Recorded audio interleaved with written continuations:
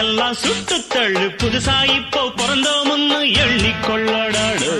பயணம் எங்கே போனால் என்ன பாதை 100 ஆனால் என்ன தோட்டம் வச்சவன் தண்ணீர் விடுவான் சும்மா நில்லடாடு.